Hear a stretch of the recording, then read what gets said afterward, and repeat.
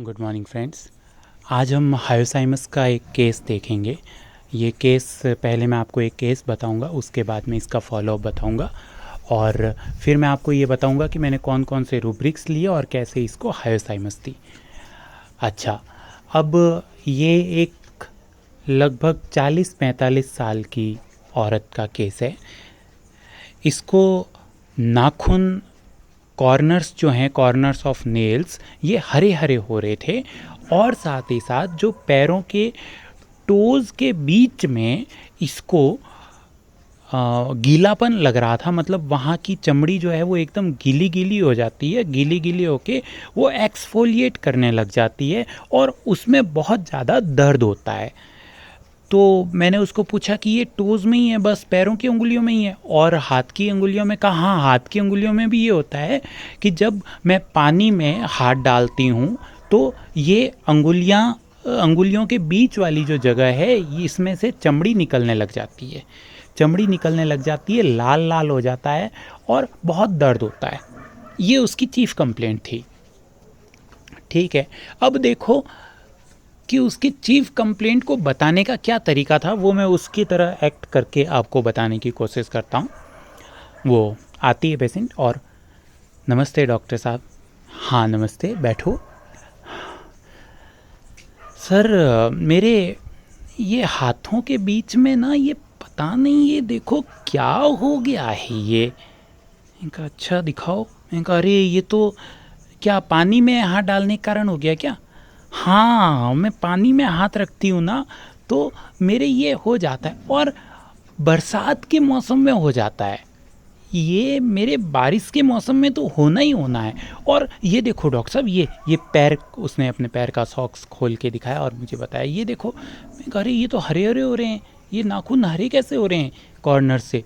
कहा ये ऐसे ही हो जाते हैं, हरे हो जाएंगे, उसके बाद में ये पूरा नाखून ख़राब हो जाएगा धीरे धीरे। और फिर उसने मुझे अपने पैरों के बीच वाला ये दिखाया। मैंने कहा ओहो, ये तो पूरा ख़राब हो रहा है आपका। तो आप इसको मतलब थोड़ा धो के इस पर कोई क्रीम वगैरह लगाओ, इसको सुखाओ। इतना गीलापन क्यों रखते हो यहाँ पर? सर क्रीम वगैरह लगाई, लेकिन उससे होता नहीं है सर, कुछ नहीं होता है उससे। मैं कहा अच्छा ठीक है, तो अब आप मुझसे क्या चाह रहे हो? सर ये ठीक हो जाएगा क्या? मैंने कहा हाँ हाँ ठीक हो जाएगा, क्यों नहीं होगा। तो दे दीजिए, कोई दवाई दे दीजिए जिससे ठीक हो जाए। मैंने कहा ठीक है, मैं दे देता हूँ दवाई।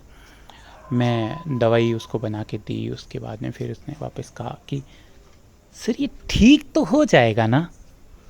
मैंने कहा आप ऐसे क्यों पूछ रहे हो कि ये ठीक तो हो जाएगा? नहीं सर, मुझे नहीं लगता ये ठीक हो जाएगा।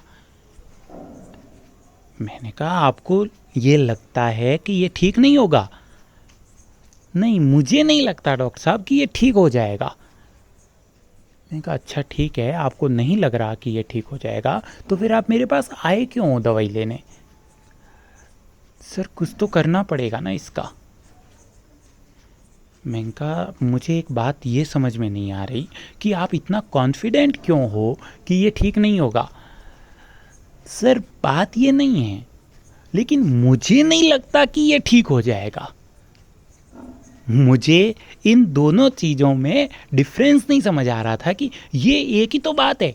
लेकिन फिर आगे वाली जो लाइनिंग उसने बोली, उससे मुझे इस दोनों चीज़ों में डिफरेंस समझ में आ गया कि ये दोनों बातें अलग अलग है। कौन सी दो बातें? एक बात ये कि मैंने ये कहा कि आपको ऐसा विश्वास है कि ये ठीक नहीं होगा, ये नहीं है। उसको ऐसे लग रहा है कि ये ठीक हो तो जाएगा ना।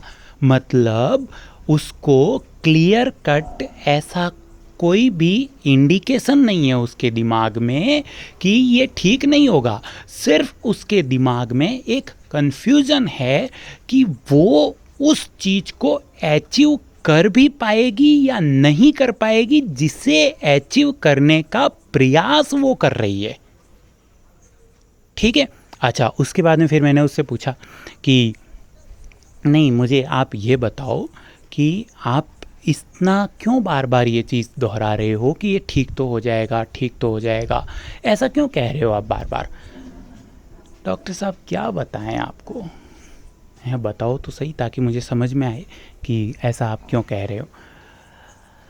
सर मेरी जो सांस है ना वो वहाँ बैठे बैठे यहाँ मुझे ख़राब कर देती है। मैं का मतलब उतने का, मैं यहाँ जोधपुर में बैठी हूँ सर, और मेरी सांस वहाँ बिहार में बैठे बैठे यहाँ मुझे तकलीफ़ कर देती है।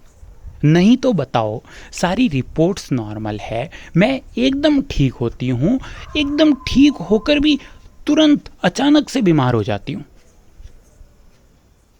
मैं आपका मतलब नहीं समझा, आप क्या कहना चाह रहे हो।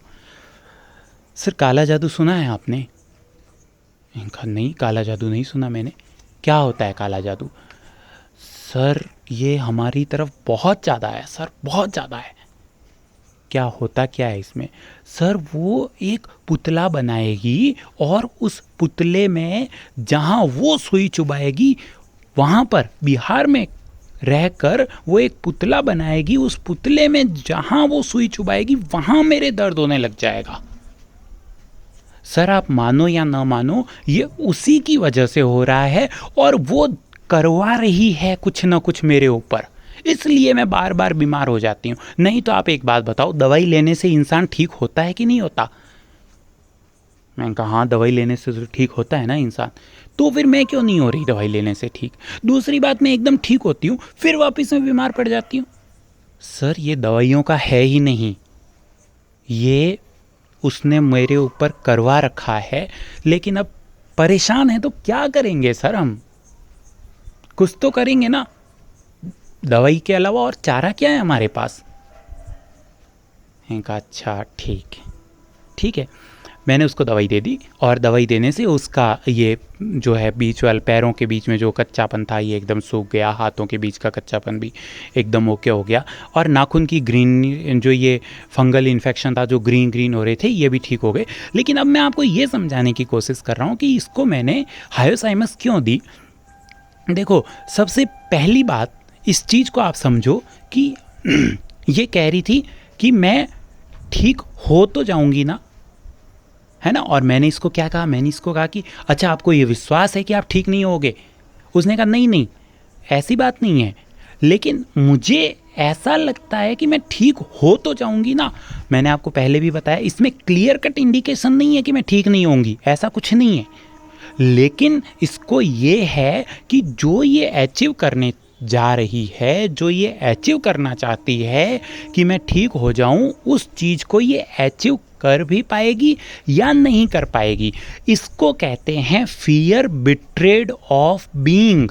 मतलब ये कि इसको ये डर है कि मैं उस चीज़ को अचीव कर भी पाऊंगी या नहीं कर पाऊंगी, कहीं मुझे धोखा ना मिल जाए। ये जो है इसके बेसिक फीलिंग मुझे समझ में आई। फिर उसके बाद में अजब कि धोखा कब होगा, मतलब ये कि वो ऐसा क्यों कह रही है कि उसको ये चीज़, मतलब दवाइयों से वो ठीक हो भी पाएगी या नहीं हो पाएगी। वो ऐसा इसलिए कह रही है क्योंकि उसको पता है कि उसको इंजर्ड करने वाले लोग दूसरे हैं, वो अपनी कोशिश करते रहेंगे उसको इंजर्ड करने की। इंजरी हुई है इसको और ये उस इंजरी की कंप्लेन भी कर रही है मुझको कि मुझे किसी ने तकलीफ़ दी है, और ये तकलीफ़ देने वाला कौन है? उसकी सास है, और उसने जो तकलीफ़ दी है, आप देखो इस तकलीफ़ का वास्तविक जो अस्तित्व है वो है या नहीं है? नहीं है। मैं ये नहीं कह रहा कि हम काला जादू मानते हैं या नहीं मानते हैं, वो अलग मैटर है, लेकिन अगर मैं ये कहूँ कि मेरे हाथ के ऊपर बड़ा सा पत्थर गिर गया था, उसके बाद में मेरे चोट लगी, तो ये जो है कि इसमें ये है कि जिस एजेंट ने मुझे इंजरी की है, जो पॉजिटिव एजेंट है मेरी इंजरी का, वो वास्तव में है, वास्तव में ऐसा हुआ है। मैं गया और बारिश में भीग गया, उसके बाद मुझे जुकाम हो गया, मैं वास्तव में बारिश में भीगा हूँ। लेकिन ये जो कह रही है वो क्या है, वो सपोज्ड इंजरी, मतलब मैं ठीक तो हो जाऊंगी ना। अच्छा चलो इसको भी मान लेते हैं कि ठीक है काला जादू होता है, लेकिन अब इसने क्या कहा, मैं ठीक तो हो जाऊंगी ना। मैं ठीक तो हो जाऊंगी मतलब ये प्रेजेंट में है, पास्ट में या फ्यूचर में है? ये फ्यूचर में है, अभी वो घटित नहीं हुआ है।